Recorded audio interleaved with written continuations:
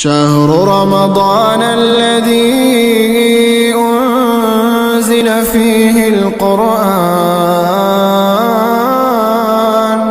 هدى للناس وبينات من الهدى والفرقان فمن شهد منكم الشهر فليصمه ومن كان مريضا أو على سفر فعدة من أيام أخر. السلام عليكم ورحمة الله وبركاته. إن الحمد لله نحمده ونستعينه ونستغفره ونعوذ بالله من شرور أنفسنا ومن سيئات أعمالنا. من يهده الله فلا مضل له ومن يضلله فلا هادي له. وأشهد أن لا إله إلا الله وحده لا شريك له وأشهد أن محمدا عبده ورسوله. أما بعد، أعوذ بالله من الشيطان الرجيم. بسم الله الرحمن الرحيم. فمن أظلم ممن كذب على الله وكذب بالصدق إذ جاءه أليس في جهنم مثوى للكافرين. ہر قسم کی تعریف، حمد و ثنا، بڑائی، کبریائی، پاکیزگی اس اللہ رب العالمین احکم الحاکمین کے لیے ہے جو ساری کائنات کا مالک و خالق ہے. بعدہ درود و سلام کا نزول ہو اللہ کے آخری پیغمبر محمد اکرم صلی اللہ تعالی علیہ وعلی آلہ واصحابہ وبارک وسلم پر، جنہیں اللہ رب العالمین نے ساری دنیا والوں کے لیے نبی اور رسول بنا کر اس دنیا کے اندر بھیجا. اللہم صلی علی محمد وعلی آل محمد کما صلیت علی ابراہیم وعلی آل ابراہیم انک حمید مجید. اللہم بارک علی محمد وعلی آل محمد کما بارکت علی ابراہیم وعلی آل ابراہیم انک حمید مجید. محترم بزرگوں، نوجوان ساتھیوں، اسلامی ماں اور بہنوں، آج انشاءاللہ 24ویں پارے کا خلاصہ آپ حضرات کے سامنے پیش کیا جائے گا. اللہ رب العالمین احکم الحاکمین نے 24ویں پارے کی ابتدائی آیت میں ارشاد فرمایا: فمن اظلم ممن كذب على الله وكذب بالصدق اذ جاءه اليس في جهنم مثوى للكافرين. کہ اس شخص سے بڑھ کر ظالم کون ہے جو اللہ تعالیٰ پر جھوٹ بولے اور سچے دین کے آ جانے کے باوجود اس دین کو جھٹلائے. کیا ایسے کافروں کے لیے جہنم ٹھکانہ نہیں ہے؟ اللہ رب العالمین نے یہاں پر دو باتوں کا تذکرہ کیا. جو لوگ اللہ تعالیٰ پر جھوٹ بولتے ہیں، اللہ تعالیٰ کے تعلق سے کسی بھی قسم کی جھوٹی بات، اللہ تعالیٰ کے لیے اولاد کا بنانا، اللہ کے لیے بیٹیوں کا بنایا جانا اور دیگر جتنے شرکاء ہیں اللہ تعالیٰ کے علاوہ دوسروں کو شریک کر کے یہ سمجھتے ہیں کہ اللہ تعالیٰ کے علاوہ یہ لوگ بھی جو ہے سارے اختیارات کا مالک ہیں. کوئی کسی کو اولاد دینے والا سمجھ رہا ہے، کوئی کسی کو بیماری سے دور کرنے والا، شفا دینے والا سمجھ رہا ہے، کوئی کسی کو مشکل کشا سمجھتا ہے، کوئی کسی کو غوث اعظم کہتا ہے، کوئی کسی کو جو ہے ہر قسم کی مصیبتیں اور دور کرنے والا سمجھتا ہے. یہ سارے اختیارات جو اللہ کے ہیں، ان کو اللہ کو چھوڑ کر کسی اور کو دینا، یہ بہت بڑے ظالم لوگ ہیں. اللہ رب العالمین نے سوال کیا کہ ان سے بڑھ کے ظالم کون ہے جو اللہ تعالیٰ پر جھوٹ بولے. اور دوسری بات اللہ نے یہاں پر بیان کی کہ جن کے پاس اللہ تعالیٰ نے سچا دین نازل کر دیا، ساری باتیں قرآن مجید کے ذریعے، اللہ رب العالمین کے پیغمبر صلی اللہ علیہ وسلم کے ذریعے تمام باتوں کو واضح کر دیا گیا کہ کون سی بات حق ہے، کون سی بات باطل ہے. اس کے باوجود بھی اگر کوئی آدمی ان باتوں کو جھٹلاتا ہے تو اللہ تعالیٰ نے ایسے لوگوں کو ظالم کہا اور ان کا ٹھکانہ اللہ نے جہنم بتایا. اور یہ سوال لوگوں سے کیا گیا کہ جو اللہ تعالیٰ پر جھوٹ بولے اور صحیح دین کے آ جانے کے باوجود بھی اس کو جھوٹا کہے، کیا ایسے کافروں کے لیے جہنم ٹھکانہ نہیں ہونا چاہیے؟ اللہ تعالیٰ نے انسانوں کو خود جو ہے اس بات سے سوال کیا اور پوچھا. پھر آگے اللہ رب العالمین نے ارشاد فرمایا کہ الیس اللہ بکاف عبدہ، کہ کیا اللہ تعالیٰ اپنے بندے کے لیے کافی نہیں ہے؟ اس آیت کریمہ میں اصل میں اللہ رب العالمین نے اپنے پیغمبر صلی اللہ علیہ وسلم کو تسلی دی. جہاں مشرکین، کافرین اور منافقین اور مجرم قسم کے لوگ اللہ کے رسول صلی اللہ علیہ وسلم کی بات کا انکار کرتے تھے، جھٹلاتے تھے، یا پھر آپ کو طرح طرح کے القابات سے پکارتے تھے. کوئی جادوگر کہتا تھا، کوئی دیوانہ کہتا تھا، کوئی مجنون، کوئی شاعر، یہ جو الفاظ لوگ کہتے تھے یہ تمام چیزوں کی وجہ سے اللہ کے رسول صلی اللہ علیہ وسلم پریشان ہوا کرتے تھے۔ تو اللہ تعالیٰ نے تسلی دی اور فرمایا الیس اللہ بکاف عبدہ، کیا اللہ تعالیٰ اپنے بندے کے لیے کافی نہیں ہے؟ اور یہ آیت کا ٹکڑا مرزا غلام احمد قادیانی، جیسا کہ میں نے گزشتہ 2-3 دن پہلے بھی اس بات کا ذکر کیا تھا کہ جس نے نبوت کا جھوٹا دعویٰ کیا اور ساتھ ہی ساتھ اس کے ماننے والے لوگ بھی، اس کی بات کی اتباع کرنے والے لوگ بھی اس کو نبی مانتے ہیں، اس نے اس آیت کریمہ کے ضمن میں یہ کہا کہ اللہ نے یہاں پر جو الفاظ اختیار کیے الیس اللہ بکاف عبدہ، یہ میرے بارے میں اللہ نے کہے ہیں۔ یہ مرزا غلام احمد قادیانی کا قول ہے اور اس کا یہ دعویٰ ہے، اور اس نے ایک انگوٹھی بنائی ہے، ہمیشہ وہ ایک انگوٹھی پہنا کرتا تھا، اس انگوٹھی کے اوپر یہ آیت لکھی ہوئی ہوتی تھی الیس اللہ بکاف عبدہ۔ اور آج بھی جتنے قادیانی لوگ ہیں جن کی پہچان اگر کرنا ہو اور ان کے ہاتھوں کو اگر دیکھ لیں، ان کے ہاتھ میں اگر انگوٹھی ہوگی تو اسی قسم کی انگوٹھی ان کے پاس پائی جائے گی کہ جس کے اوپر نقش لکھا ہوا ہوگا الیس اللہ بکاف عبدہ، کیا اللہ تعالیٰ اپنے بندے کے لیے کافی نہیں ہے؟ تو یہ اصل میں اللہ رب العالمین نے اپنے آخری پیغمبر محمد رسول اللہ صلی اللہ علیہ وسلم کے تعلق سے ذکر فرمایا ہے۔ اور جو مرزا غلام احمد قادیانی باتیں کرتا ہے وہ سب جھوٹی باتیں ہیں، وہ خود جھوٹا اور نبوت کا جھوٹا دعوے دار تھا، جس کو اللہ تعالیٰ نے دنیا میں ہی جو ہے عذاب سے دوچار کیا، اور آخرت کا اس کا عذاب اللہ کے پاس الگ ہی ملنے والا ہے۔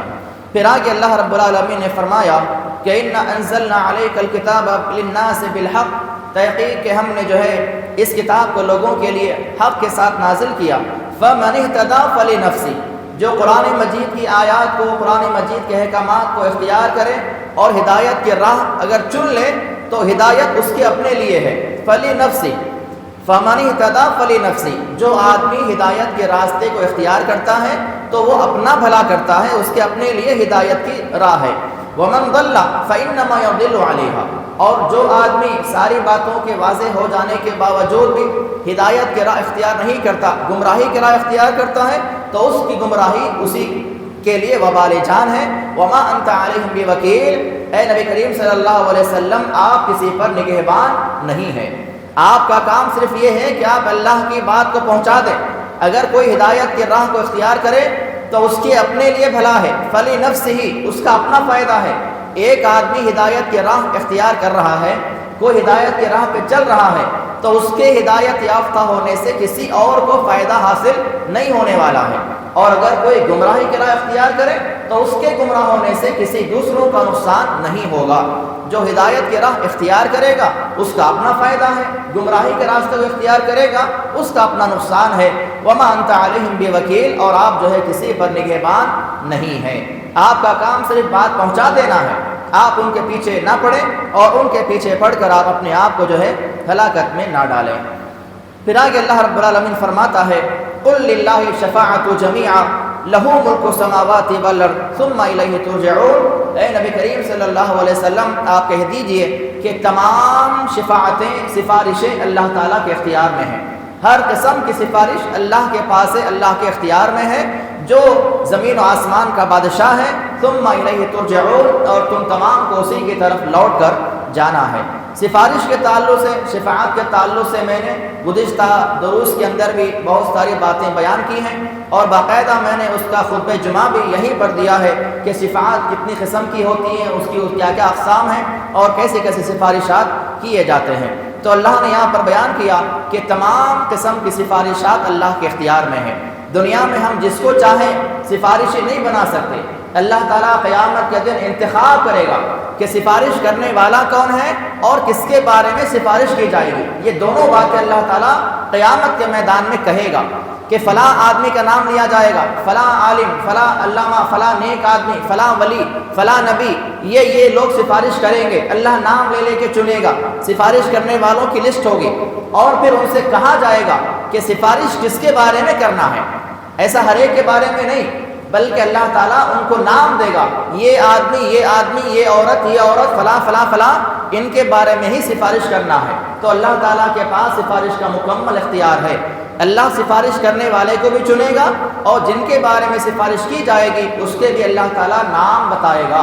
دنیا میں لوگ کہتے ہیں کہ نہیں ہمارے پیر ہیں، ہمارے مرشد ہیں، ہم ان کا دامن پکڑ کے چلے جائیں گے، یہ ہماری سفارش کریں گے، یہ جو باتیں کہی جاتی ہیں یہ باتیں بس دنیا کی حد تک ہی رہنے والی ہے۔ اللہ تعالیٰ نے اس بات کو واضح کر دیا اور اللہ کے رسول صلی اللہ علیہ وسلم نے بھی اس بات کو اپنے فرامین میں بالکل اچھی طرح سے سمجھا دیا کہ سفارش کس کے لیے ہونی ہے وہ بھی اللہ ہی بتائے گا، اور سفارش کرنا کس کو ہے وہ بھی اللہ تعالیٰ بتائے گا۔ تبھی اللہ کے دربار میں سفارش کر پائیں گے، ورنہ وہاں پر کوئی آدمی زبان تک نہیں کھول سکے گا۔ بڑے بڑے انبیاء، بڑے بڑے اولیاء، صالحین، شہداء اللہ کے دربار میں کھڑے ہوئے رہیں گے، کسی کو زبان کھولنے کی اجازت نہیں ہوگی الا باذن، جس کو اللہ تعالیٰ اجازت دے وہی وہاں پر بات کر پائے گا۔ تو اللہ نے یہاں پر اس بات کا تذکرہ کیا۔ پھر آگے اللہ رب العالمین فرماتا ہے، قل، اے نبی کریم صلی اللہ علیہ وسلم آپ کہہ دیجئے، یا عبادی الذین اسرفوا علی انفسہم لا تقنطوا من رحمت اللہ، میرے بندوں سے آپ یہ بات کہہ دیجئے کہ جن لوگوں نے اپنی جانوں پر ظلم کر لیا ہے، گناہوں کی وجہ سے، نافرمانیوں کی وجہ سے، اللہ تعالیٰ کی بات کو نہ مان کر، اللہ کے رسول کی بات کو نہ مان کر کسی بھی طرح سے اپنی جانوں پہ اگر ظلم کیا ہے تو وہ لوگ مایوس مت ہو۔ لا تقنطوا من رحمت اللہ، اللہ کی رحمت سے مایوس نہ ہونا، بلکہ ان اللہ یغفر الذنوب جميعا، اللہ تعالیٰ تمام گناہوں کو معاف کرنے والا ہے، تمام گناہوں کو معاف کرنے پر قادر ہے۔ انہ هو الغفور الرحیم، کیونکہ وہ بخشنے والا اور رحم کرنے والا ہے۔ صحیح مسلم کی حدیث میں آتا ہے، اللہ کے رسول صلی اللہ علیہ وسلم کے پاس کچھ لوگ آئے جنہوں نے کثرت کے ساتھ زناکاری کی تھی، بہت زیادہ بدکاری کرنے والے تھے، قتل کرنے والے تھے، ان کے نام اعمال میں قتل بھی تھا، بدکاری بھی تھی، چوری تھی، سارے برائیاں وہ لوگ کر کے اللہ کے نبی کی بارگاہ میں آئے اور سوال کرنے لگے، اے نبی کریم صلی اللہ علیہ وسلم، اگر ہم نے اسلام قبول کر لیا تو اسلام لانے کی وجہ سے کیا اللہ تعالیٰ ہمارے یہ تمام گناہوں کو معاف کر دے گا؟ ہم نے زناکاری بھی کی ہے، بدکاری بھی کی ہے، چوریاں بھی کی ہے اور قتل بھی کیا ہے، یہ سارے گناہ کیا اللہ معاف کر دے گا؟ اسلام میں داخل ہونے کے بعد اللہ تعالیٰ نے اسی آیت کریمہ کا نزول فرمایا اور فرمایا کہ اے نبی کریم صلی اللہ علیہ وسلم، آپ میرے بندوں سے کہہ دو کہ جنہوں نے اپنے جانوں پہ ظلم کیا ہے، کسی بھی قسم کا گناہ کسی سے سرزد ہو جائے، انسان ہے، کوئی بھی گناہ کبھی بھی ہو سکتا ہے، اس کا حل یہی ہے کہ اللہ کے دربار میں آئیں، اللہ کے دربار میں آئیں، توبہ کرے، نادم ہو، شرمندہ ہو تو اللہ تعالیٰ ضرور گناہوں کو معاف کرے گا۔ اللہ نے اسی بات کا تذکرہ کیا اور آپ نے فرمایا ان الاسلام یہدم ما کان قبلہ، تم اسلام قبول کرو گے تو اسلام لانے کی وجہ سے اللہ تعالیٰ تمہارے پچھلے تمام گناہوں کو معاف کر دے گا۔ تو ایسا ہی معاملہ ایمان والوں کا بھی ہے، اگر کسی مسلمان سے غلطی ہو جاتی ہے، چھوٹا گناہ ہو، بڑا گناہ ہو، کبیرہ ہو، صغیرہ ہو، جان بوجھ کے کیا ہو، انجانے میں ہو گیا ہو، کسی بھی قسم کا گناہ ہم سے سرزد ہو جائے، ہمارا کام یہ ہے کہ اللہ کے دربار میں آئیں، اللہ کے دربار میں آنے کے بعد اپنے گناہ پر نادم ہو، شرمندہ ہو، اللہ تعالیٰ کے سامنے عہد کریں کہ آئندہ ہم یہ گناہ نہیں کریں گے، اللہ سے معافی مانگے، اللہ ضرور معاف کرے گا۔ یہ اللہ تعالیٰ کا وعدہ ہے۔ جو لوگ اللہ سے معافی نہیں مانگتے، گناہ پر گناہ کرتے جاتے ہیں، اللہ نے ان کو متکبر کہا ہے اور ایسے لوگوں کو اللہ تعالیٰ جہنم میں داخل فرمائے گا۔ جو بھی اللہ سے معافی مانگنا چاہے گا، اللہ نے تسلی دی اور فرمایا لا تقنطوا من رحمت اللہ، اللہ کی رحمت سے مایوس مت ہو، نا امید نہیں ہونا چاہیے۔ اور شیطان جو ہے ذہن میں یہ بات ڈالتا ہے کہ تم نے اتنے گناہ کیے، تم اتنے نافرمان ہو، تم اتنے گنہگار ہو، تمہیں اللہ معاف نہیں کرے گا۔ جیسا کہ بہت سارے واقعات ہیں صحیح بخاری کے اندر، صحیح مسلم کے اندر، ایک آدمی نے 100 قتل کر لیے، اس کا بھی معاملہ یہی تھا، اس نے کبھی اللہ کے سامنے سجدہ نہیں کیا، کبھی کوئی نیک کام نہیں کیا، بس دل میں تڑپ ہوئی، اللہ سے معافی مانگنے جا رہا تھا، اللہ نے اس کی روح قبض کر لی، لیکن اللہ رب العالمین نے اس کے تمام گناہوں کو معاف کر دیا۔ توبہ کرنے سے پہلے ہی، توبہ کرنے کی نیت سے جا رہا تھا، دل میں ندامت تھی، شرمندگی تھی، میں نے اتنے گناہ کر لیے ہیں، کیا مجھے اللہ معاف کرے گا یا نہیں کرے گا؟ معلوم ہوا فلاں جگہ جاؤ، وہاں جاؤ گے، ان کے ساتھ رہو گے، نیک لوگ ہیں تو اللہ تمہارے گناہوں کو معاف کر دے گا۔ ابھی جا ہی رہا تھا، راستے میں انتقال ہو گیا، اللہ تعالیٰ نے اس آدمی کے گناہوں کو معاف کر دیا اور اس کو اللہ نے جنت داخل فرما دیا۔ تو اللہ نے فرمایا کہ لا تقنطوا من رحمت اللہ، اللہ کی رحمت سے مایوس نہیں ہونا چاہیے۔ ان اللہ یغفر الذنوب جميعا، اللہ تعالیٰ تمہارے تمام گناہوں کو معاف کرے گا، جمیعا، تمام قسم گناہوں کو اللہ تعالیٰ معاف کرنے پر قادر ہے۔ انہ هو الغفور الرحیم، کیونکہ اللہ تعالیٰ جو ہے غفور بھی ہے اور رحم کرنے والا بھی ہے۔ پھر آگے اللہ رب العالمین نے ذکر فرمایا وما قدر اللہ حق قدرہ والارض جميعا قبضته یوم القیامہ والسماوات مطویات بیمینہ سبحانہ وتعالی عما یشرکون، کہ لوگوں نے اللہ کی قدر جیسی کرنی چاہیے تھی ویسے نہیں کی، جیسے اللہ کی عزت ہونی چاہیے، جیسے اللہ کے تعلق سے دل میں قدر ہونی چاہیے، جیسے اللہ کے تعلق سے دلوں میں احترام ہونا چاہیے، ویسی قدر لوگوں نے نہیں کی ہے، اللہ کے حق کو لوگوں نے پہچانا ہی نہیں ہے۔ اور آگے اللہ نے فرمایا وَالْأَرْضُ جَمِيعًا قَبْضَتُهُ يَوْمَ الْقِيَامَةِ، قیامت کے دن اللہ رب العالمین جو ہے ساری زمین کو اپنی مٹھی میں پکڑ لے گا، ساری زمین قبضتہ یوم القیامہ والارض جميعا، ساری زمین اللہ تعالیٰ کی مٹھی میں ہوگی یوم القیامت، قیامت کے دن، والسماوات، اور جو ساتوں آسمان ہے، مطویات بیمینہ، اللہ تعالیٰ ساتوں آسمانوں کو اپنے دائیں ہاتھ میں لپیٹ لے گا، ساتوں آسمان قیامت کے اللہ رب العالمین جو ہے ان کو اپنے دائیں ہاتھ میں لپیٹ لے گا اور ساری زمین کو اللہ تعالیٰ اپنی مٹھی میں لے لے گا، سبحانہ وتعالی عما یشرکون، اللہ تعالیٰ ان تمام چیزوں سے پاک ہے جو لوگ شرک کرنے والے اللہ کے تعلق سے کہتے ہیں۔ حضرت عبداللہ بن مسعود رضی اللہ عنہما فرماتے ہیں کہ جاء حبر من الاحبار الى رسول اللہ صلی اللہ علیہ وسلم، اللہ کے رسول صلی اللہ علیہ وسلم کے پاس یہودیوں کے علماء میں سے ایک عالم آپ کی خدمت میں حاضر ہوا اور اس نے کہا یا محمد، اے محمد صلی اللہ علیہ وسلم، انا نجد ان اللہ یجعل السماوات علی اصبع، ہمیں یہ بات معلوم ہے کہ اللہ تعالیٰ اپنی ایک انگلی پر ساتوں آسمانوں کو لے گا، والارضین علی اصبع، اور زمین کو اللہ تعالیٰ اپنی دوسری انگلی پر لے گا، والشجر علی اصبع، تمام دنیا کے درختوں کو اللہ تعالیٰ اپنی ایک انگلی پر لے گا، اس کے بعد والماء والثرى علی اصبع، اللہ تعالیٰ پانی کو اور مٹی کو اپنی چوتھی انگلی پر لے گا، وسائر الخلائق علی اصبع، اور اللہ تعالیٰ باقی دیگر تمام مخلوقات کو اپنی ایک انگلی پر لے گا۔ یہ یہودی عالم نے اللہ کے رسول کے بارگاہ میں سنایا۔ ہمارے کتابوں میں ایسا علم ہے، ہم نے ایسا پڑھا ہے کہ اللہ تعالیٰ اس طرح سے پانچوں انگلیوں میں جو ہے یہ ساری چیزوں کو لے گا، پہلے انگلی پہ آسمان کو لے گا، دوسرے پہ زمینوں کو لے گا، اس کے بعد درختوں کو لیا جائے گا، پھر پانی اور مٹی اس کے ہاتھ میں ہوں گے، اور ایک انگلی پہ جو ہے دیگر تمام مخلوقات ہوگی۔ تو یہ بات سن کر اللہ کے رسول صلی اللہ علیہ وسلم اس نے آ کے کہا کہ یہ ساری چیزیں کرنے کے بعد اللہ تعالیٰ فرمائے گا انا الملک، میں بادشاہ ہوں۔ اللہ تعالیٰ ساری چیزوں کو اپنے ہاتھ میں لینے کے بعد یہ فرمائے گا انا الملک، میں بادشاہ ہوں۔ فضحک النبی صلی اللہ علیہ وسلم، اللہ کے رسول صلی اللہ علیہ وسلم اس کی بات کو سن کر آپ مسکرائے، آپ ہنسے، یہاں تک کہ بدت نواجذہ تصدیقا،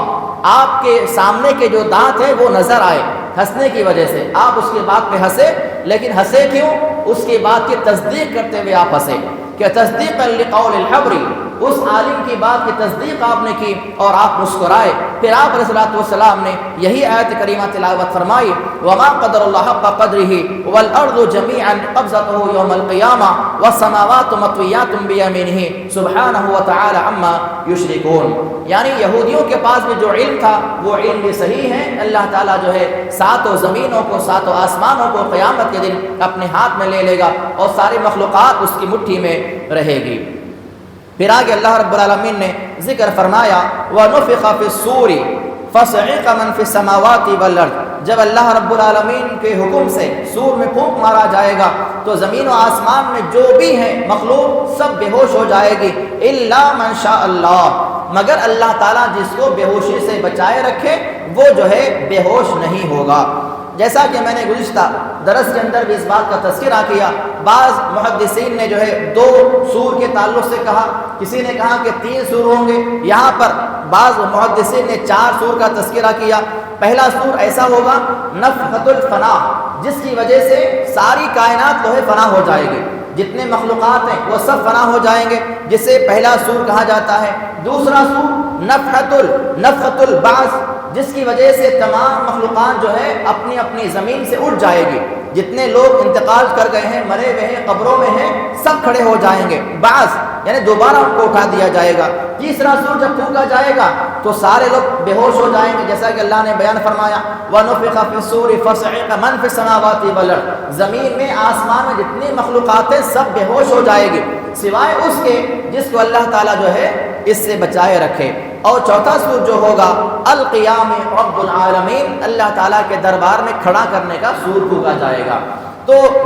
جو لوگ اس سور میں بے ہوشی سے بچ جائیں گے اس کے اندر جو ہے جبرائیل علیہ السلام ہے، میکائیل علیہ السلام ہے، اسرافیل علیہ السلام ہے، اور وہ فرشتے ہیں جو اللہ تعالیٰ کے عرش کو پکڑے ہوئے ہیں۔ ان کی تعداد کیا ہے ابھی انشاءاللہ آگے کے درس میں آگے کی باتوں میں جو ہے بات آنے والی ہے۔ وہ فرشتے جنہوں نے اللہ کے عرش کو تھاما ہوا ہے وہ لوگ بھی جو ہے بے ہوشی سے بچے ہوئے رہیں گے، اور ساتھ ہی ساتھ جو ہے جنت اور جہنم کے جو نگہبان فرشتے ہیں، جنت کے داروغے گیٹ میں، جہنم کے داروغے جہنم کے گیٹ میں جو ہے یہ فرشتے بھی جو ہے اس سور کی وجہ سے بے ہوش نہیں ہوں گے، ورنہ باقی کے تمام مخلوقات چاہے وہ زمین میں رہو چاہے وہ آسمان میں رہو سب کچھ جو ہے بے ہوش ہو جائے گی۔ پھر آگے اللہ رب العالمین نے فرمایا وَسِيقَ الَّذِينَ كَفَرُوا إِلَى جَهَنَّمَ زُمَرًا، جب تمام کافروں کو جہنم کی طرف ہانکا جائے گا، جیسے بکریوں کو، بھیڑوں کو، گائے بیل بھینسوں کو جس طرح ہانکتے ہیں لوگ لکڑی مار مار کے، لاٹھی مار مار کے، کوڑے مار مار کے، ایسا جو ہے جہنمیوں کے ساتھ قیامت کے دن کیا جائے گا۔ تمام جہنمیوں کو پیچھے سے فرشتے مارتے ہوئے رہیں گے اور ان کو جہنم کی طرف بھگاتے ہوئے رہیں گے۔ پھر جب وہ لوگ جہنم کے دروازے پر پہنچیں گے حتیٰ اذا جاؤہا فتحت ابوابہا، جب وہ جہنم کے دروازے کے قریب آئیں گے تو فوری جہنم کا دروازہ کھول دیا جائے گا۔ وقال لهم خزنتها، اور جہنم کا گیٹ مین فرشتہ، وہاں کا داروغہ فرشتہ ان سے سوال کرے گا الم یاتکم رسول منکم یتلون علیکم آیات ربکم، کیا تمہارے پاس کوئی رسول نہیں آئے تھے جو تمہارے سامنے قرآن مجید کی تلاوت کریں، اللہ کی آیتوں کی تلاوت کر کے سنانے والے ہوں؟ وَيُنذِرُونَكُمْ لِقَاءَ يَوْمِكُمْ هَذَا، اور یہاں پہ اللہ کے دربار میں کھڑا ہونا ہے اس تعلق سے ڈرانے والا کوئی بھی نہیں آیا تھا؟ تو وہ لوگ کہیں گے قالوا بلا، کیوں نہیں، وہ لوگ آئے تھے، لیکن حقت کلمۃ العذاب علی الکافرین، لیکن کافروں کے لیے عذاب جو ہے ہونا طے پا چکا تھا، اللہ نے لکھ دیا تھا کہ یہ لوگ عذاب میں مبتلا کیے جائیں گے۔ اس طرح سے جو ہے کافروں کا عالم ہوگا کہ تمام کے تمام کافروں کو، متکبر لوگوں کو اور منافق لوگوں کو اللہ تعالیٰ جہنم کی طرف ہانکے گا اور سب کو جہنم کے اندر داخل کر دیا جائے گا، خالدین فیہا، جس میں ہمیشہ وہ لوگ رہنے والے ہیں۔ فبئس مثوى المتکبرین، کتنا برا ٹھکانہ ہے تکبر کرنے والے لوگوں کے لیے۔ پھر ساتھ میں اللہ رب العالمین نے ایمان والوں کا بھی ذکر کیا وَسِيقَ الَّذِينَ اتَّقَوْا إِلَىٰ رَبِّهِمْ إِلَى الْجَنَّةِ زُمَرًا، جو تقوی اختیار کرنے والے، اللہ سے ڈرنے والے لوگ ہوں گے ان کو بھی جنت کی طرف لے جایا جائے گا۔ وہ لوگ جنت کی طرف گروہ گروہ کر کے جائیں گے، جماعتیں جماعتیں کر کے وہاں داخل کیے جائیں گے۔ حتیٰ اذا جاؤہا، جب وہ جنت کے قریب آ جائیں گے، فتحت ابوابہا، ان کا اس کے دروازے ان کے لیے کھول دیے جائیں گے۔ وقال لهم خزنتها، اور جنت کے دروازے کے اوپر نگہبان فرشتے ان کو سلام کریں گے، سلام علیکم، تمہارے سلامتی ہو اور تمہارا یہاں پر داخلہ ہمیشہ کے لیے جو ہے مبارک ہو۔ یہ تمام کے تمام فرشتے ان کو سلام کریں گے۔ اور اللہ رسول صلی اللہ علیہ وسلم شاہ فرمایا کہ ساری کائنات میں آدم علیہ السلام سے لے کر قیامت تک پیدا ہونے والے تمام انسانوں میں، تمام مخلوقات میں جنت کا دروازہ سب سے پہلے میں کھٹکھٹاؤں گا، سب سے پہلے میں اس کے قریب پہنچوں گا، دروازہ میں کھٹکھٹاؤں گا، اس کے بعد اس کا دروازہ کھولا جائے گا اور باقی کے سارے مخلوقات اس کے اندر داخل ہوتے جائیں گے۔ سب سے پہلے میں داخل کیا جاؤں گا، میرے بعد تمام انبیاء داخل کیے جائیں گے، اس کے بعد میرے صحابہ داخل کیے جائیں گے، اس کے بعد دیگر انبیاؤں کے جو ہے امتی آہستہ آہستہ اس کے اندر داخل کیے جائیں گے۔ پھر آپ اسلام نے یہ بھی فرمایا کہ جنت میں سب سے پہلا جو گروہ داخل کیا جائے گا وہ 14ویں رات کے چاند کی طرح چمکتا ہوا رہے گا، اس کے بعد جو داخل کیا جائے گا وہ ستاروں کی طرح چمکتا ہوا رہے گا۔ جنتی لوگ جو ہے پیشاب سے، پیخانے سے، تھوک سے، بلغم سے بالکل پاک و صاف ہوں گے، اور ان تمام کا جو ہائٹ ہوگا آدم علیہ السلام کی طرح ہوگا، اور ان کا ہائٹ 60 ہاتھ تھا، 60 ہاتھ ان کا جو ہائٹ تھا، قد تھا، اس حساب سے جو ہے سارے جنتیوں کا قد اللہ تعالیٰ کر دے گا۔ اور وہاں پر ان کو جو کنگھیاں دی جائیں گی اپنے بالوں میں کرنے کے لیے، وہ کنگھیاں سونے کی ہوں گی، اور ان کے پسینے سے مشک اور عنبر کی کستوری خوشبو اللہ تعالیٰ پیدا کرے گا۔ ہر جنتی کو جنت میں جو ہے اللہ تعالیٰ 2 بیویاں عطا کرے گا۔ دنیا کی جو بیوی ہمارے ساتھ رہتی ہے، اگر وہ نیک ہے وہ بھی ہمارے ساتھ جنت میں رہے گی، اس کے علاوہ بھی اللہ تعالیٰ ہمیں 2 اور مزید بیویاں عطا کرے گا، اور ساتھ میں اللہ تعالیٰ حوریں عطا کرے گا۔ اللہ تعالیٰ کتنی حوریں کس کو دے گا اللہ ہی بہتر جانتا ہے۔ بعض علماء کہتے ہیں 70 حوریں دی جائیں گی، بعض کہتے ہیں 90 دی جائے گی، یہ تعداد مقرر نہیں ہے۔ اللہ کے رسول نے فرمایا کہ 2 بیویاں دی جائیں گی اور حوریں بھی لیں گی۔ اب حوریں کیسی ہوں گی، کتنی ہوں گی، اللہ بہتر جانتا ہے، لیکن اللہ کے رسول نے یہ واضح کر دیا کہ اللہ تعالیٰ جو ان کو حوریں عطا کرے گا وہ اتنی خوبصورت ہوں گی، حسین و جمیل ہوگی کہ ان کے اگر پنڈلی کے پیچھے کا حصہ اگر دیکھا جائے گا تو اتنا صاف و شفاف ہوگا کہ ان کے ہڈیوں کے اندر کا گودا بھی نظر آئے گا۔ اتنی زیادہ خوبصورت وہ حوریں اللہ تعالیٰ ایمان والوں کو عطا فرمائے گا۔ تو یہاں اللہ رب العالمین نے سورہ زمر کے آخر میں کافروں کا بھی حال بیان کیا، اور ساتھ ہی ساتھ جو ہے ایمان والوں کی حالات کو اللہ نے بیان فرمایا۔ اس کے بعد سورہ المؤمن ہے۔ سورہ المؤمن میں اللہ رب العالمین نے اصل میں ایک ایمان والے کا ذکر کیا ہے، اسی مناسبت سے سورہ کا نام سورہ مومن اللہ تعالیٰ نے رکھا ہے۔ اللہ رب العالمین فرماتا ہے الذین یحملون العرش ومن حولہ یسبحون بحمد ربہم، جو اللہ کے عرش کو تھامے ہوئے فرشتے ہیں، اللہ تعالیٰ کے عرش کو پکڑے ہوئے فرشتوں کی تعداد اس وقت 4 ہے۔ 4 فرشتوں نے اللہ تعالیٰ کے عرش کو پکڑا ہوا ہے، ان کے ہاتھوں پہ اللہ کا عرش ہے، اور یہ تعداد قیامت کے دن 8 کر دی جائے گی۔ قیامت کے دن اللہ رب العالمین کا عرش جو ہے میدان محشر میں جب لایا جائے گا، وہاں پر یہ فرشتوں کی تعداد ڈبل کر دی جائے گی، اور 8 فرشتے اللہ کے عرش کو تھامے ہوئے رہیں گے۔ تو اللہ نے فرمایا یحملون العرش، جو فرشتے اللہ کے عرش کو تھامے ہوئے ہیں، پکڑے ہوئے ہیں، اور اس کے اطراف میں رہنے والے فرشتے، اللہ کے عرش کو پکڑے ہوئے فرشتے اور اس کے اطراف میں جو فرشتے رہتے ہیں، یہ ان کا کام کیا ہے؟ یسبحون بحمد ربہم، ان کا پہلا کام کیا ہے؟ اللہ کی تسبیح اور پاکیزگی بیان کرنا، اللہ کی بڑائی بیان کرنا، یہ ان کا پہلا کام ہے۔ دوسرا کام کیا ہے؟ وَيُؤْمِنُونَ بِهِ وَيَسْتَغْفِرُونَ لِلَّذِينَ آمَنُوا، جو ایمان والے لوگ ہیں دنیا کے اندر، ایمان والوں کے تعلق سے وہ دعائیں کرتے ہیں، ان کا دوسرا کام ہے۔ اللہ کے عرش کو پکڑے فرشتے اور اس کے اطراف میں رہنے والے فرشتوں کے کام اللہ نے یہاں پر بیان فرمائے کہ ان کا پہلا کام یہ ہے کہ وہ اللہ تعالیٰ پر ایمان بھی رکھتے ہیں، یقین رکھتے ہیں، ساتھ میں وہ اللہ کی تسبیح اور پاکیزگی کرتے ہیں، اللہ کی بڑائی بیان کرتے ہیں۔ اور دوسرا ان کا کام یہ ہے یستغفر للذین آمنوا، اور ایمان والوں کے تعلق سے وہ لوگ استغفار کی دعائیں کرتے ہیں۔ وہ لوگ کیا کہتے ہیں؟ ربنا وسعت کل شیء رحمہ، اے ہمارے پروردگار، تو نے ہر چیز کو اپنی بخشش اور علم سے گھیر رکھا ہے، بس تو جو ہے ایمان والوں کو معاف کر دے، فاغفر، ان ایمان والوں کو تو معاف کر دے جو لوگ تیرے دربار میں توبہ کریں اور تیرے راستے کی پیروی کریں، انہیں جہنم کے عذاب سے بچا لے۔ یہ دعا فرشتے کرتے ہیں ایمان والوں کے بارے میں، جو بھی اللہ کے ذات پہ ایمان رکھے گا ایسے ایمان والوں کے بارے میں وہ فرشتے دعائیں کرتے ہیں۔ اتنا ہی نہیں، اللہ نے آگے فرمایا کہ وہ فرشتے ہمارے اولاد کے بارے میں بھی دعائیں کرتے ہیں۔ ایمان والوں کے تعلق سے دعائیں تو کرتے ہی ہیں، لیکن ساتھ میں ایمان والوں کی بیویاں اور ایمان والوں کی اولاد کے بارے میں بھی فرشتے دعا کرتے ہیں۔ وَمَنْ صَلَحَ مِنْ آبَائِهِمْ، ان کی اولاد، ان کے والدین کے بارے میں بھی، وَأَزْوَاجِهِمْ، ان کی بیویوں کے بارے میں بھی، وَذُرِّيَّاتِهِمْ، اور ان کی اولاد کے بارے میں بھی فرشتے دعا کرتے ہیں اور کہتے ہیں کہ اے اللہ ان تمام کو جہنم کے عذاب سے بچا لے، اور ان پہ جو ہے ان کو ایسی جنت داخل فرما جو جنت کا تو نے ان سے وعدہ کیا ہے جس میں ہمیشہ وہ لوگ رہنے والے ہیں۔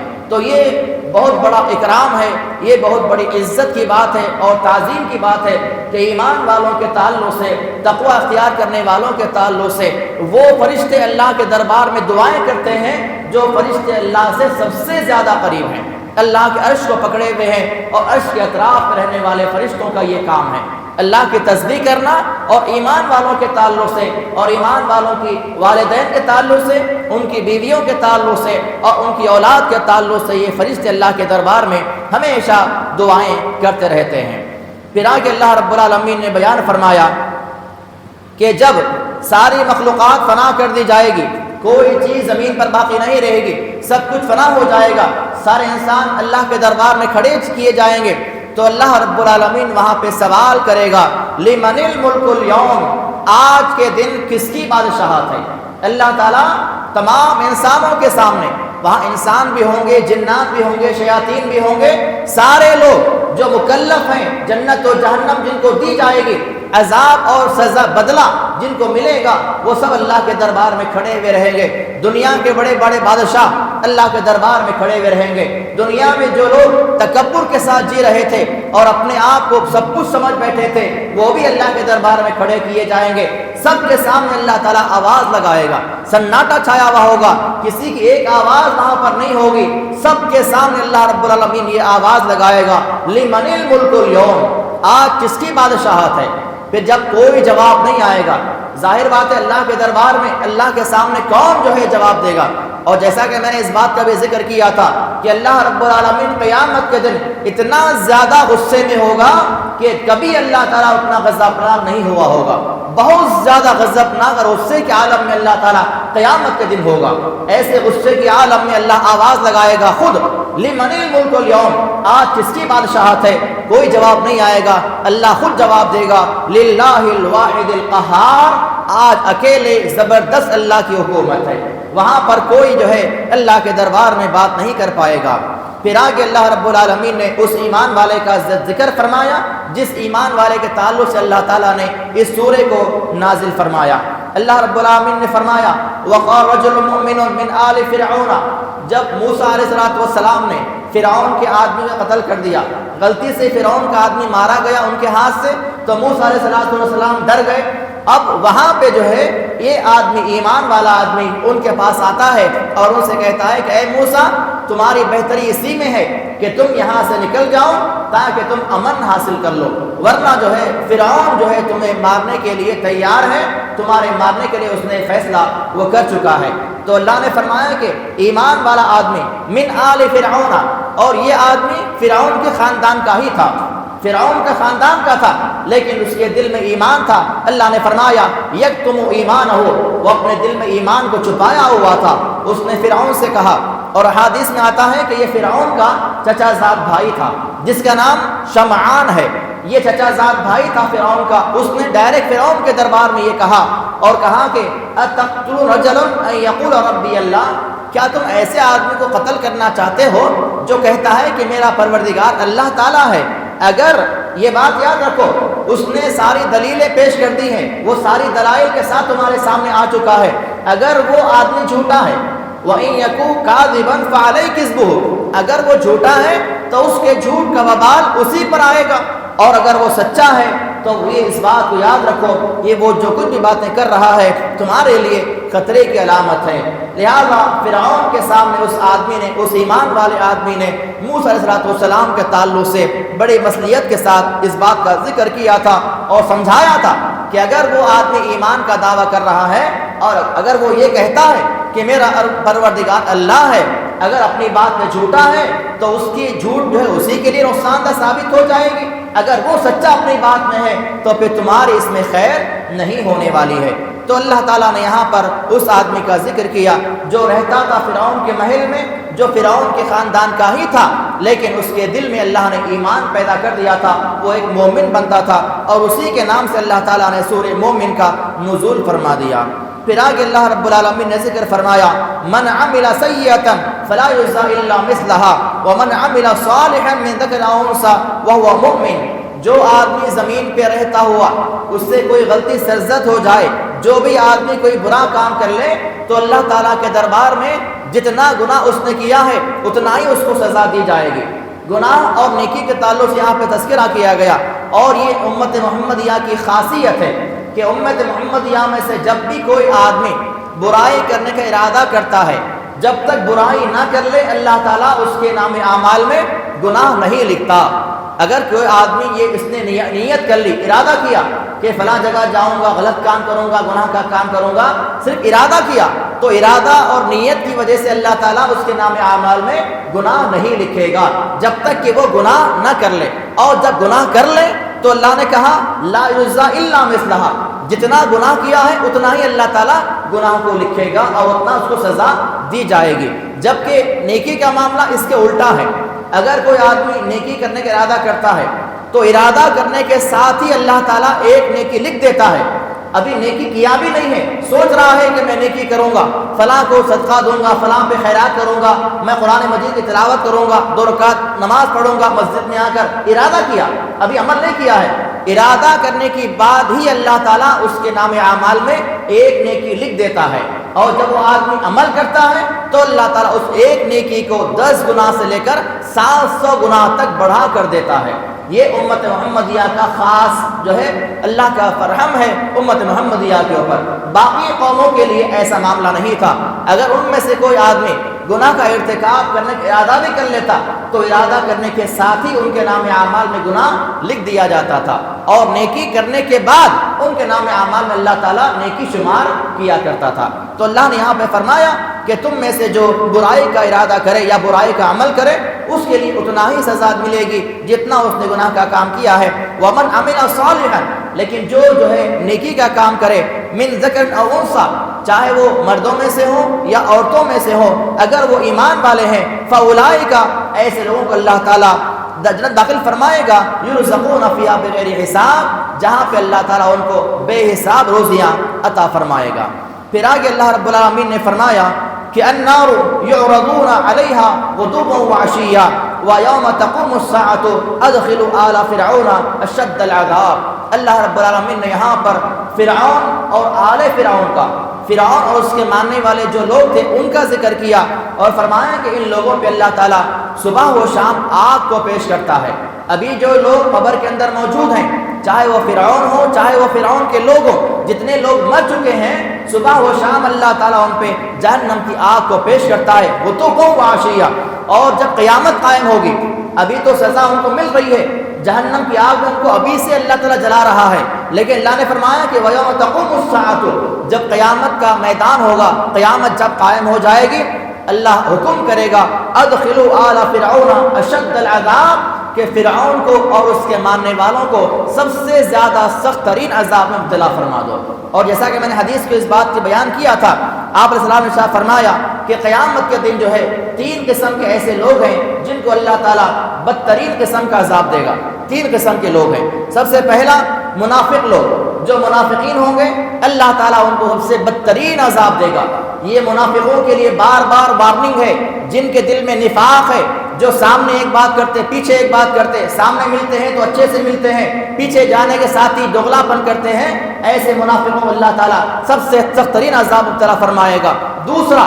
جن کے لیے اللہ تعالیٰ نے عیسیٰ علیہ السلام کی دعا پہ دسترخوان نازل کیا تھا، جو سورہ مائدہ میں تذکرہ گزر چکا ہے، ان کے لیے اللہ تعالیٰ نے آسمان سے دسترخوان نازل کیا تھا، اور ان کے بارے میں اللہ نے وعدہ کیا تھا اگر تم نے دسترخوان آنے کے بعد اللہ کی نافرمانی کی تو تم کو ایسا عذاب دیا جائے گا کہ کائنات میں کسی کو ایسا عذاب نہیں دیا گیا۔ ان کو اللہ تعالیٰ دوسرا سب سے خطرناک عذاب دے گا۔ اور تیسرے آل فرعون، جس کا اللہ نے یہاں پر تذکرہ کیا ہے۔ یہ 3 قسم کے لوگ ایسے ہیں جن کو اللہ تعالیٰ بدترین عذاب مبتلا فرمائے گا۔ مشرک آدمی اس پہ عذاب نہیں ہوگا، زیادہ عذاب نہیں ہوگا، جبکہ ہم جانتے ہیں شرک کرنا کتنا بڑا گناہ ہے، لیکن منافقوں سے کم ہے ان کا عذاب۔ کافر جو اللہ کو نہیں مانتا، اللہ کو نہیں جانتا، ان کا بھی عذاب منافقین سے کم ہے، لیکن منافقین جو نمازیں پڑھنے والے، روزے رکھنے والے، اللہ کو یاد کرنے والے، مساجد میں آنے والے، سارے اعمال کرنے والے، لیکن دل میں اگر نفاق ہے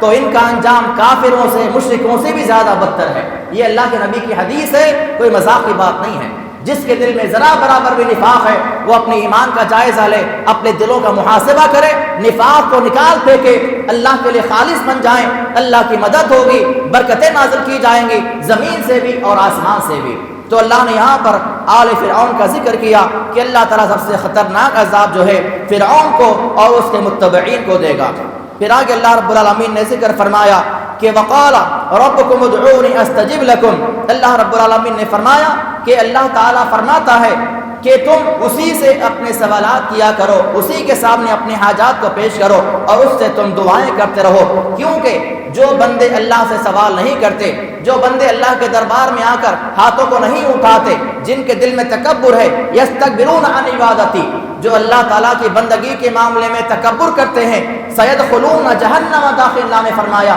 کہ ایسے لوگوں کو اللہ تعالیٰ جہنم میں داخل فرما دے گا۔ دعا کرنا ہے تو اللہ کی ذات سے کرنا ہے، سوال کرنا ہے تو اللہ سے سوال کرنا ہے، کسی بھی طرح کا معاملہ ہو، چھوٹا مسئلہ ہو، بڑا معاملہ ہو، ہر چیز اللہ کے سامنے رکھیں، اللہ سے پکاریں، اللہ ضرور جو ہے ہماری پکار کو سنے گا، ہماری پکار کو اللہ تعالیٰ پورا فرمائے گا۔ جیسا کہ حدیث میں آتا ہے الدعاء هو العبادہ، دعا اصل میں عبادت ہی ہے، اور ایک حدیث میں آپ نے فرمایا لا يرد القضاء الا الدعاء، تقدیر کو بدلنے والی اگر کوئی چیز ہے تو وہ دعا ہے، تقدیر کو دعا کے علاوہ کوئی چیز نہیں بدل سکتی۔ آدمی کتنا بھی نماز پڑھ لے، کتنے روزے رکھ لے، کتنا قرآن کی تلاوت کر لے، نیک بن جائے، لیکن اس کی تقدیر میں جو لکھا ہوا ہے اس کو تبدیل نہیں کر سکتا۔ اگر تقدیر کا چیز بدلنا ہے تو وہ دعا کے ذریعے بدلا جا سکتا ہے۔ ہمارے تقدیر میں برائی لکھی ہوئی ہے، آئندہ ایام میں ہمارے ساتھ برائی کا معاملہ ہونے والا ہے، ہم آج اللہ کے دربار میں دعا کرتے ہیں اے اللہ آنے والے دنوں میں ہمارے تقدیر میں جو برائیاں لکھی ہوئی ہیں اس کو اچھائی میں تبدیل کر دے۔ ہمارے دعا کے ذریعے اللہ تعالیٰ ان برائیوں کو تبدیل کر کے اچھائی میں بدل دیتا ہے، ہماری دعا کی وجہ سے اللہ تعالیٰ تقدیر بدل دیتا ہے۔ ہمارے مقدر میں لکھا ہوا ہے ہم جہنم میں داخل کیے جانے والے ہیں، آپ اللہ سے دعا کریں اے اللہ ہمیں ایسے اعمال کی توفیق دے جو جہنم سے بچانے والے اعمال ہو، ہمیں جہنم سے بچا لے۔ اگر کوئی آدمی دعا کرتا ہے تو اللہ تعالیٰ اس بات پر قادر ہے کہ دعا کرنے کی وجہ سے اللہ تعالیٰ اس کو جہنم سے آزاد کر دے، یہ اللہ کا اختیار ہے۔ تو دعا ایسا عمل ہے کہ جس کی وجہ سے اللہ تعالیٰ جو ہے تقدیر بھی تبدیل کر دیتا ہے۔ اور کسی عربی شاعر نے کہا تھا کہ لا تسأل بنی آدم حاجتا، کسی بھی آدمی سے اپنے سوالات مت کرو، کسی انسان سے اپنی حاجت کے بارے میں نہ پوچھو، واسأل الذی ابوابہ لا تحجب، بلکہ ایسے دروازے کو سوال کرو یا ایسے دروازے کے سامنے اپنے ہاتھوں کو پھیلاؤ جو دروازہ کبھی بند نہیں ہوتا۔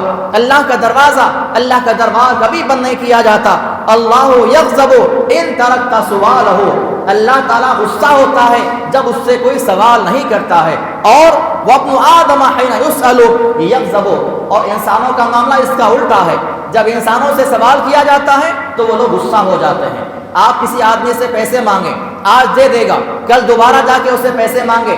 کچھ باتیں کرے گا دے دے گا، اس کے بعد پھر جا کے اس سے سوال کریں وہ آپ کو نہیں دے گا، یا تو کہے گا کہ تیرا روز کا معاملہ یہی ہو گیا ہے، کیا روز تو میرے پاس آتا ہے پیسے لیتا ہے، 3 دن دے دے گا، اور اس کے بعد اگر روز مانگتے جاؤ گے ہرگز آپ کو پیسہ نہیں دے گا۔ یہ انسانوں کا معاملہ ہے۔ انسانوں سے اگر بار بار سوال کیا جائے تو انسان غصہ ہوتے ہیں، اور اللہ تعالیٰ سے اگر نہ مانگا جائے تو اللہ غصہ ہوتا ہے۔ یہ معاملہ بالکل الٹا ہے، اللہ تعالیٰ نہیں مانگنے والوں سے غصہ ہوتا ہے اور انسان مانگنے والوں سے غصہ ہوتے ہیں۔ اللہ تعالیٰ نے اسی لیے فرمایا کہ جو بھی تمہارے معاملات ہوں اللہ کے سامنے رکھو، اللہ تعالیٰ سے مانگو، اللہ تعالیٰ ضرور تمہاری مانگ کو پورا کرے گا اور وہ تمہاری دعاؤں کو قبول کرنے والا ہے۔ اس کے بعد سورہ حامیم سجدہ ہے، جس میں اللہ رب العالمین نے جو ہے مشرکین مکہ کا ایک پلان بیان فرمایا ہے۔ مشرکین مکہ نے یہ پلان کیا مکہ مکرمہ کے اندر،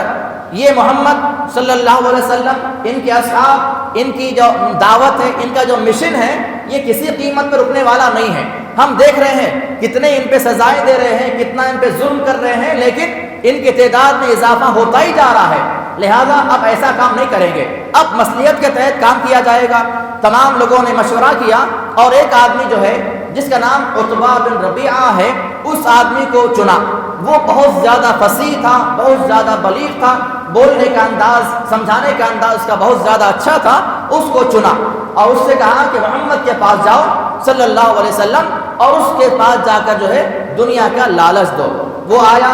اس نے کہا یا محمد، اے محمد صلی اللہ علیہ وسلم، اگر آپ دنیا کے دولت کے لیے یہ کام کر رہے ہو، آپ کے قدموں میں ساری دنیا کی دولت لا کے ڈال دی جائے گی۔ اگر آپ دنیا چاہتے ہیں یا مال کمانا آپ کا مقصد ہے اس دعوت کے ضمن میں، تو ہم ساری کائنات کی دولت آپ کو لا کر دے دیں گے۔ یا پھر آپ چاہتے ہیں کہ آپ حاکم بن جائیں، آپ حکومت کرنا چاہتے ہیں، میں دعوت دوں گا، میرے ساتھ لوگ آئیں گے، لوگوں کو لے کے میں حکومت کروں گا، بادشاہ بن جاؤں گا، اگر یہ آپ کا خیال ہے تو ہم آپ کو پورے عرب کا بادشاہ بنانے کے لیے تیار ہیں۔ سارے عرب کا، مکہ مدینہ کا نہیں بلکہ سارے عرب قبائل کا بادشاہ آپ کو بنا دیا جائے گا۔ یہ دوسری پیشکش رکھی گئی۔ تیسری پیشکش کیا کی گئی؟ اگر آپ کا مقصد یہ ہے کہ آپ عرب کے اندر کسی حسین اور خوبصورت عورت سے نکاح کرنا چاہتے ہیں، آپ چاہتے ہیں کہ میری دعوت عام ہو اور مجھ سے اچھی خوبصورت عورت نکاح کرے، تو سارے عرب کے اندر کی جو 10 خوبصورت عورتیں ہیں آپ کے سامنے لا کر پیش کر دی جائے گی۔ ایک نہیں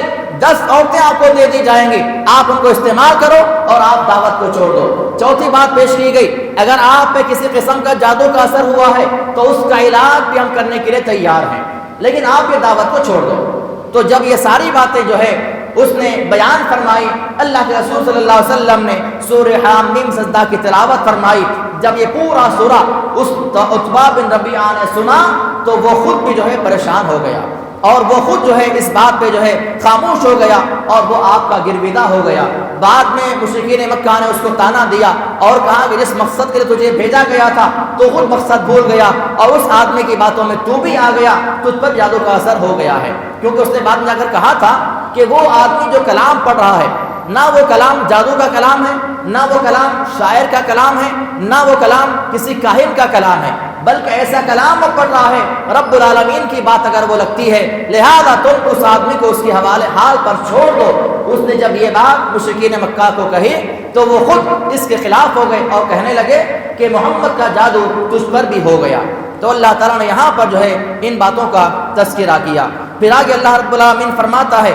وَمَا كُنْتُمْ تَسْتَطِيعُونَ، تم روئے زمین پر کوئی بھی کام کرتے ہو، اللہ تعالیٰ کی ذات ان کاموں کو جانتی ہے، کوئی بات اللہ سے چھپی بھی نہیں ہو سکتی ہے۔ عبداللہ بن مسعود رضی اللہ عنہ فرماتے ہیں کہ خانہ کعبہ کے پاس، کعبۃ اللہ کے پاس جو ہے 4-5 لوگ آ کے بیٹھے، جن میں سے 2 قریشی تھے، ایک ثقفی تھا، یا بعض روایات میں آتا ہے 2 ثقفی تھے ایک قریشی تھا۔ بہرحال مختلف قبیلے کے 4-5 لوگ جو ہے کعبے کے پاس آ کر بیٹھے، اور